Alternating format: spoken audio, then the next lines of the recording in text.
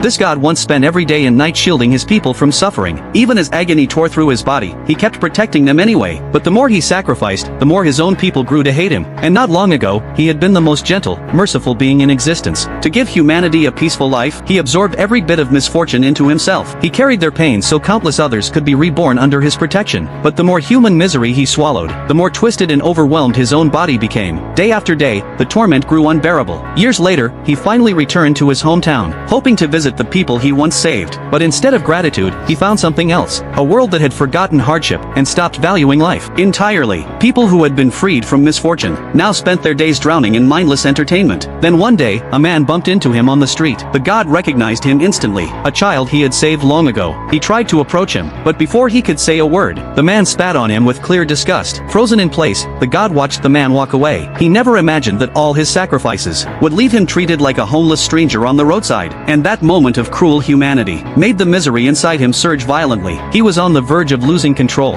until a group of outsiders appeared in his sight. They were dressed in rags, faces tired and worn, yet they carried warm, genuine smiles. Curious, he stopped their leader and asked, "How can you be so happy when you have nothing? And why do the people freed from misfortune look even more miserable?" Seeing the confusion in the god's eyes, the man answered calmly, "Happiness only lasts when it's earned by your own hands." The god fell silent again. He never truly understood the difference between humans and gods, and now, he wasn't sure he wanted to. He questioned everything he had done, everything he had believed. Wandering aimlessly, he eventually reached a riverbank. There, he saw his reflection, a twisted, corrupted form shaped by the suffering he had taken in. The resentment in his heart erupted completely. The pure, gentle soul he once had turned dark and violent. He was no longer a god. A cloud of blackened power, the power of calamity, surrounded him. The urge to hunt humanity surged through his mind. But just as he was about to lose himself, he witnessed a mother shielding her child with all her strength. That simple human act stirred the last bit of goodness buried deep inside him. Realizing that beauty still existed in the world, he made a decision. He split his body into 7 separate forms, each one sealing away a piece of his growing darkness. And from that sacrifice, new gods were born.